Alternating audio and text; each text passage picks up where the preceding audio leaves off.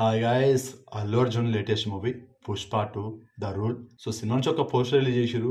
Poster లో అల్లు అర్జున్ గారు అలా నిల్చొని ఉంటారు. బ్యాక్ సైడ్ నుంచి పిక్ ఉంటది, ఫ్రంట్ సైడ్ లేదు. సో బ్యాక్ సైడ్ ఇలా పొడవైన జుట్టుతో ఏకదమ్ నడవయ్యా.